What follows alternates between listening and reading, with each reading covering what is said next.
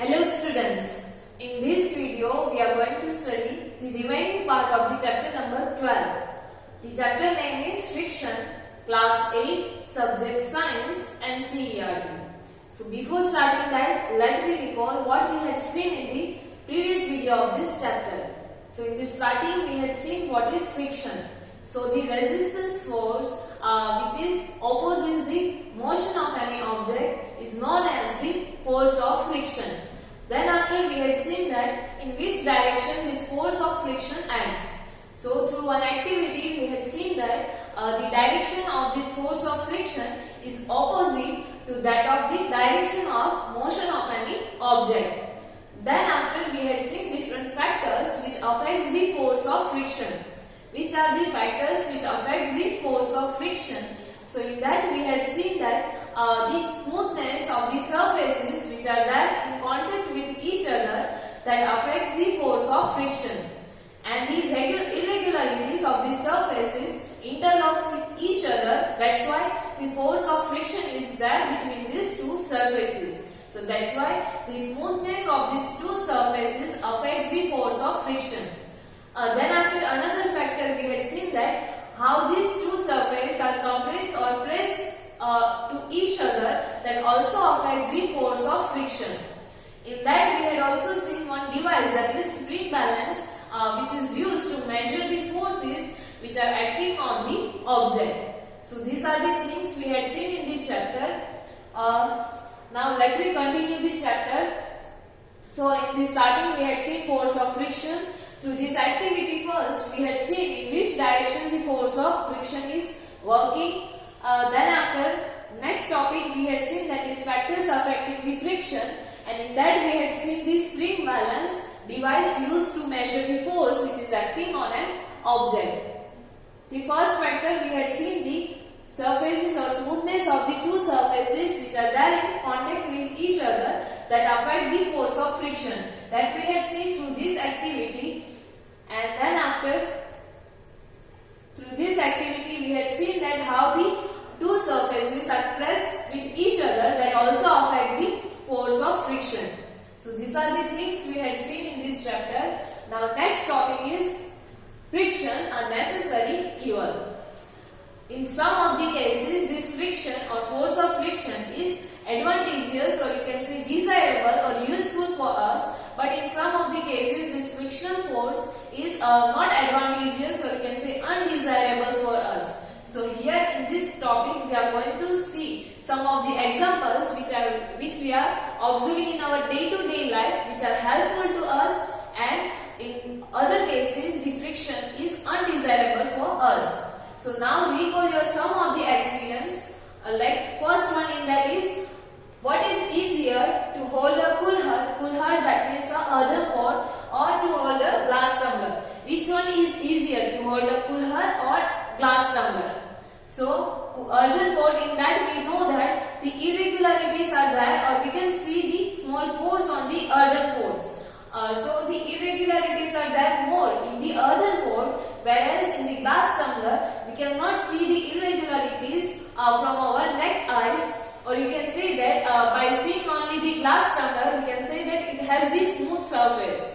So in the kulhar, or you can say earthen pot, the irregularities are more. That's why the frictional force between the kulhar and our hand is more. So that's why we can easily hold the kulhar, and the interlocking between the irregularities of these two surfaces is more than in the earthen pot and our hand, between the earthen pot and our hand. So that's why we can hold the earthen pot easily, whereas in the glass tumbler the irregularities are less and it has this smooth surface, you can say. So that's why the interlocking between the irregularities is less, and that's why it is difficult to hold the glass tumbler as compared to the earthen pot. So that is one situation. Now another same situation is given to you. That now suppose the outer surface of this glass tumbler is greasy, or it is coated with grease. It is a kind of oil. So it is coated with, it has a thin layer of grease or a thin layer of cooking oil. So now would it become easier or more difficult to hold this glass tumbler when it is covered with the cooking oil or grease? So obviously you will say that when it is covered with cooking oil and grease, it is difficult to hold such glass tumbler. There is more chances to slip this glass tumbler from our hand because the frictional force between this glass tumbler which is covered with oil and our hand is less as compared to the first situation. So that's why in that case it is difficult to hold the glass tumbler. So now just think, would it be possible to glass at all if there is no friction?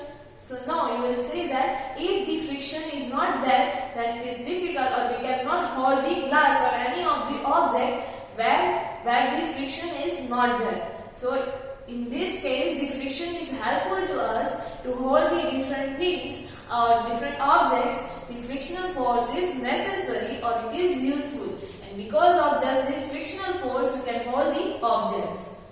Now recall your another examples are also given to you. So now let me see those examples. Let's recall also how difficult it is to move on a wet muddy track or a wet marble floor. Can you imagine being able to walk at all if there were no friction? The another example is you have to walk on the wet muddy track or muddy road or on the wet marble. So you will say that it is difficult to walk on the wet floor or which is covered with the mud and wet marble. We might fall asleep or we might fall down or we might slip from on this such kind of floor because the friction between the floor and our legs or our foot it will reduce, and that's why the interlocking of the irregularities is less, so it is difficult to walk on such floors. So now imagine the condition in which if there were no friction between the surface of the floor and our feet, then is it possible to walk on the floor? So no, if the friction is not there, we would not be able to walk on such kind of floors. So to walk on the floor, the friction force is also necessary, or in this case also the friction is useful to us, or it is a friend for us. Now you could not write with a pen or a pencil if there were no friction. When your teacher is writing with a chalk on the blackboard, it's a rough surface, rubs off some chalk particles which stick to the board. The another example is given to you in which this frictional force is helpful to us. That is, while writing with the pen or pencil on the paper, the friction force is there, and because of that frictional force, we are able to write on the paper. There is the friction between the point of the pen and the pencil and the sheet of paper, and because of that frictional force, we are able to write on the paper. The another example is also given to you that when a teacher is writing with the chalk on the board, then some chalk is rubbed with the board. So some of the chalk particles it will stick to the board, and we are seeing those words as the your teacher writing. So that is also in this case the frictional force is helpful to us. So could it happen if there were no friction between the chalk and the board? Are you able to write if there were no friction between the pen and pencil or sheet of paper or between the chalk and board? So we will not able to write on the paper or on the board if the friction was not there. So now if an object started moving, it would never stop if there were no friction. Had there been no friction between the tires of the automobiles and the roads, they could not be started or stopped or turn or to change the direction of the motion. If there were no friction, then it is not possible to stop any object, or this object which is already moving, it is not possible, or that object will not stop. It will continuously keep moving on that floor. Like we take the example of ball. Once the ball started moving on the floor, if the frictional force is not there, then that ball will never stop. If the friction will not there. The another situation is that if there were no friction, then we are not able to start on our vehicle. Then after we are not able to ride the vehicles, or we cannot change the direction in which we are going. So if there are no friction, then if there were no friction between the tires of the vehicles and road, then they could not be started. We could not start those vehicles. We cannot stop those vehicles, or we cannot also change the direction in which we are moving, or cannot change the direction of motion. So you could not fix a nail on the wall or a tire knot without the friction. Without the friction, we cannot fix the nail on the wall. Here in the figure it is shown to you. If the friction will not there, then we cannot fix this nail on the wall. Because if the friction is not there, then this nail will slip from the wall, and also we are not able to hammer on that nail if the friction is not there. So the friction is also necessary there, and if the friction is not there, again then we are not able to tie a knot. While tying a knot, we know that we can fix the knot. If you had observed that anyone's hair is silky, then it is difficult to take the hairstyle in those hairs, and it can easily get disturbed. So if the friction is not there, then it is difficult to tie a knot, or it is not possible to tie a knot. So in these cases, all these cases, the friction is helpful or necessary for us. The another example is given to you, that now if we are not able to fix the screw or nails in the wall, then how will we able to construct a building? So without the friction, no buildings could be constructed. We cannot construct the buildings, because we know that in buildings everywhere we had to fix the nails and screw and all that. So without the friction, it is also not possible to construct the buildings. So these are some of the examples in which the friction is helpful to us. Now here some examples are given to us in which the friction is undesirable for us, or it acts as an evil. So on the other hand, the friction is an evil to, it wears out the materials, whether they are screws, ball bearings or soles of the shoes. In some of the cases, it is that undesirable for us. Like here, some examples are given to you that it wear out, or you can say it spoils some of the materials, like the screws. Then after ball bearings, if you had observed, later we will see the picture of ball bearings. It is there in your cycles, and after in fans also.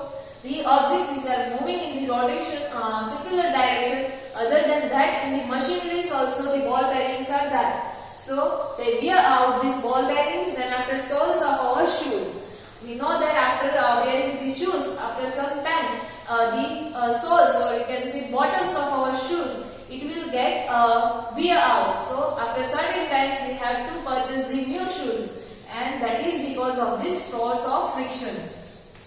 You must have seen the worn out steps of the foot overbridge at railway station.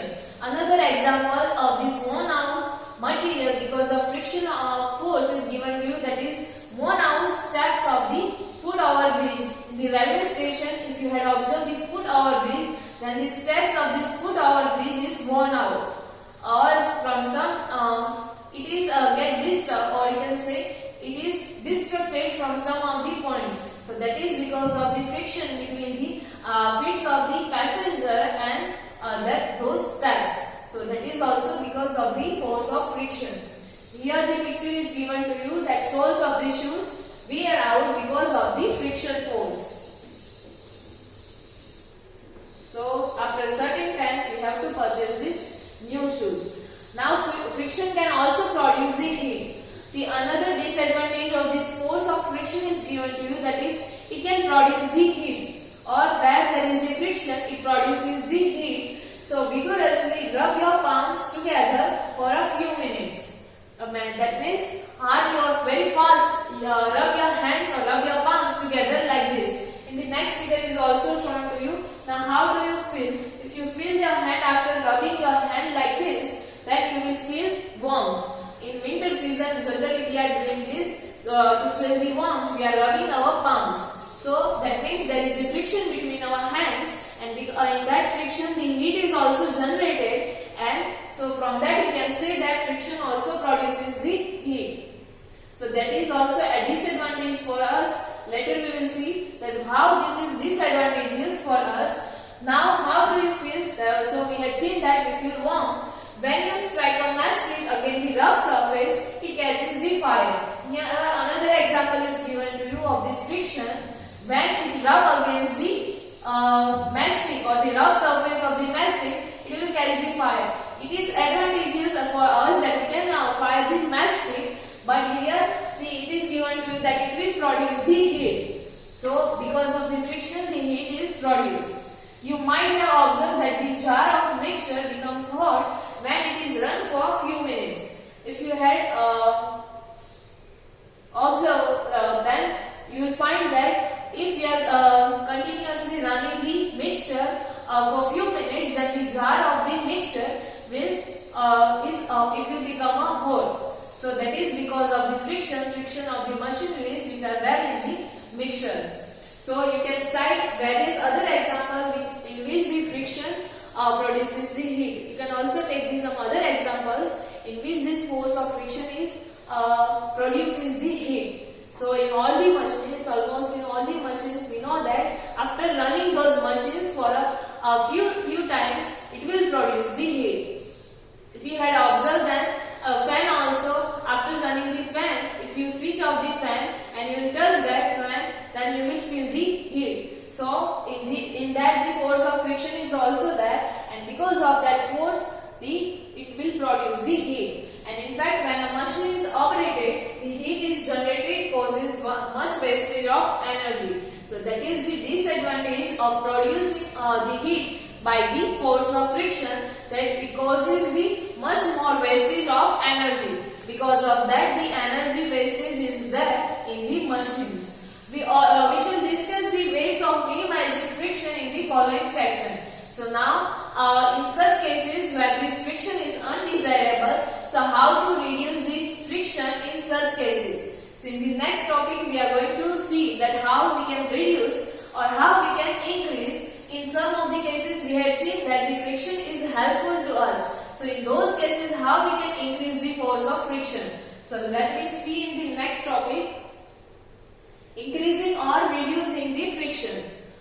The cases in which the force of friction is advantageous for us, so in those cases we are going to increase the force of friction, and these cases in which the force of friction is undesirable for us, so in those cases we are going to increase the force of friction.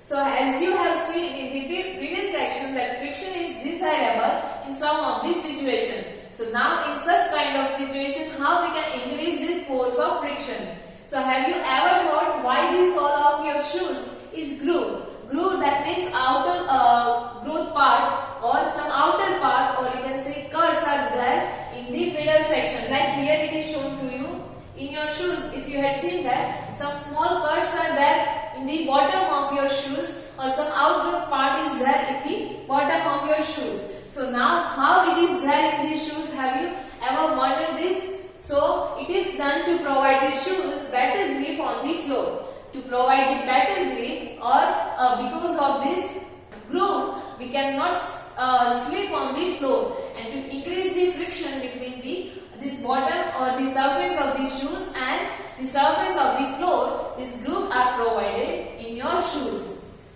So it will keep the better grip, and so that you can move safely on the floor. So that's why they are provided in your shoes. Now similarly, the threaded tire of cars, trucks and bulldozers provide better grip on the ground. Here it is shown to you, this one is the threaded tire. The tire which has this kind of structure, that is known as the threaded tire. So in the cars, then after trucks, bulldozers, this kind of tires are available, or this kind of tires are provided. So this keeps the better grip on the floor, and these vehicles can move safely on the floor. So that's why to increase the friction between the tire of the vehicle and the surface of the floor, this kind of structure is provided in the vehicles. So here in these cases we are increasing the force of friction between the two surfaces.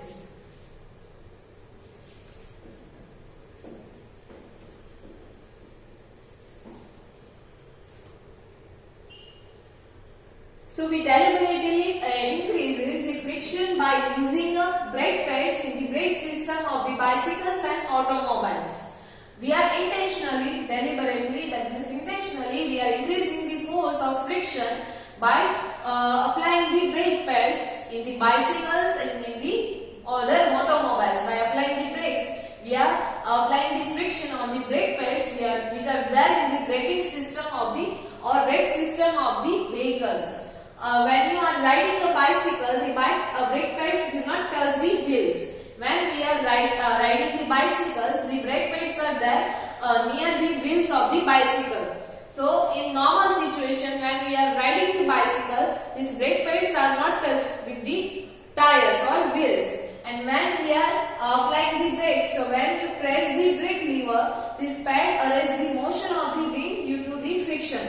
At that time, when we are applying the brake in the bicycle, these brake pads which are there near the wheels, it will arrest or it will touch to the wheels of the bicycle, and it will opposes the motion of the bicycle, and the friction will be there. It will increase the force of friction between the tire and the floor. So the wheel stops moving, and you might have seen that kabaddi players also rub their hands with the soil for a better grip of their opponents. So here in the brake system, also in the vehicles, the force of friction we are increasing. The another example is given to you, that is of kabaddi player. That kabaddi player apply the soil in his hand or in their hands for the better grip of their opponents. So that's why they can easily catch or easily hold their opponents in the kabaddi game.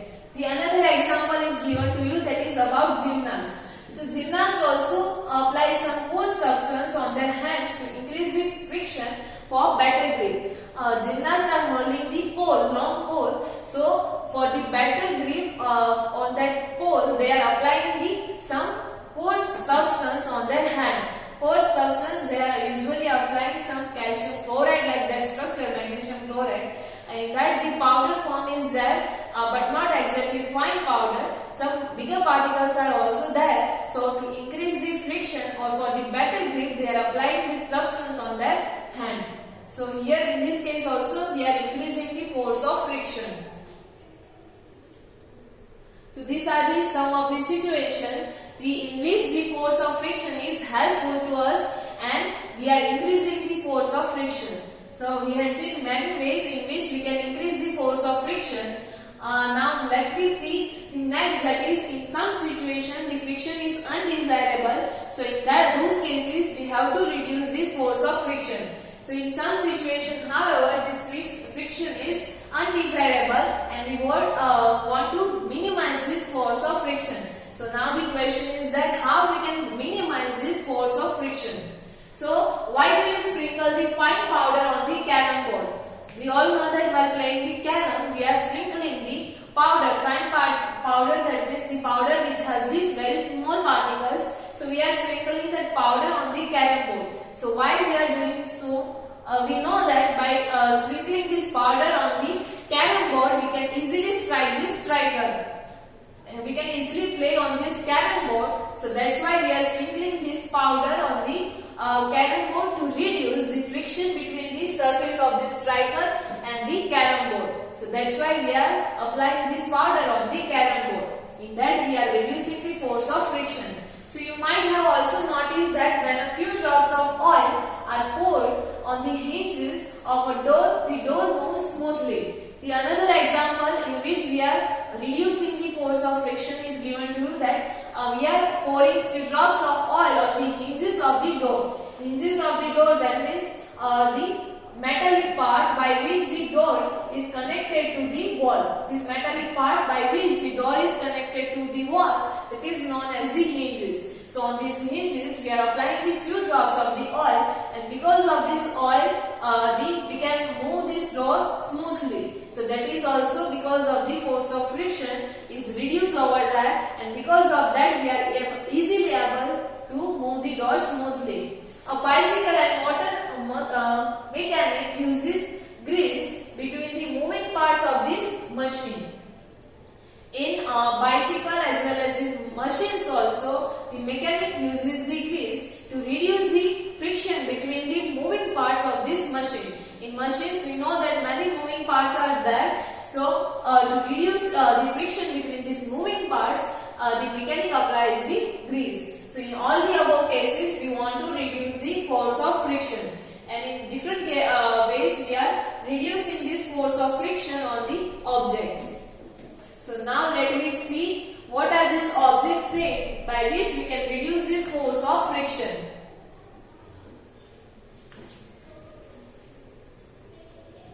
So friction in those cases we are reducing the friction in order to increase the efficiency of those machines, then after to work the door smoothly, then after to play easily on the carrom board, we are reducing the force of friction. So when oil, grease, graphite, which we are using in the form of fine powder, so these are applied between the moving parts of a machine. So what is happens such that this force of friction is reduced. So here it is given to you that how this force of friction is reduced in such of these cases. Here in the next figure also it is given to you.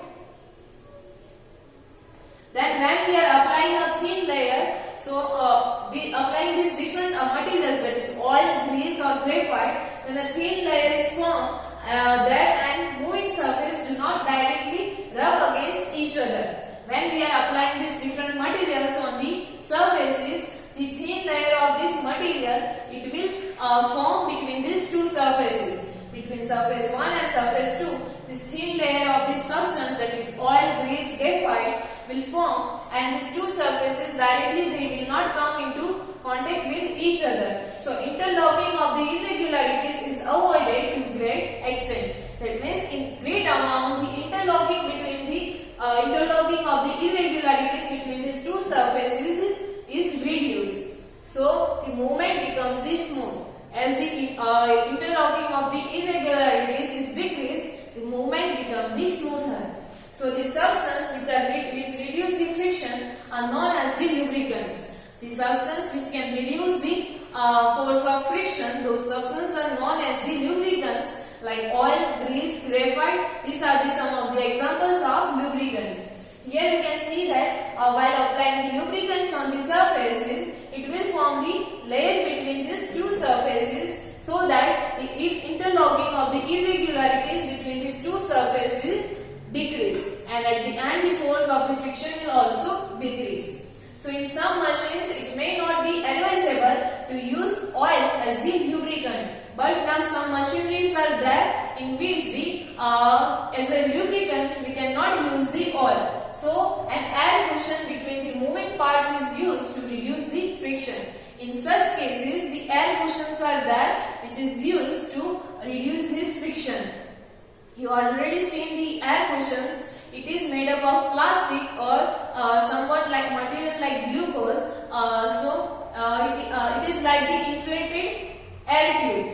If you had seen air tube of this shape, this is the air balloon. It is inflated with the air. This is in the bigger form. It is also available in the smaller form also. When we are purchasing any delicate object, at that time you might have seen that object is covered with the air cushion, or it is covered with the plastic bag, or you can say plastic paper or plastic sheet, in which some balloons are there, and these balloons are filled with the air, and we are enjoying to burst those balloons by our fingers and thumb. So that is the air cushion which is used to reduce the force of friction.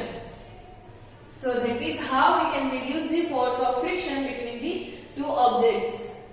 Here Bujo and Paheli has some question. They are talking. Bujo is asking that can we reduce the friction to zero by polishing surfaces or using a large amount of lubricants? Bujo is asking that can we reduce the force of friction up to zero, or we can reduce the friction or we can nullify the force of friction by applying the large amount of lubricants. So no, it is not possible to reduce the force of friction up to zero. That means if the force we can consider as the zero, that means those surfaces are smooth. No irregularities are there on those surfaces. That means that surface is ideally smooth. So this kind of surface is not possible which is ideally smooth and no irregularities on that surface.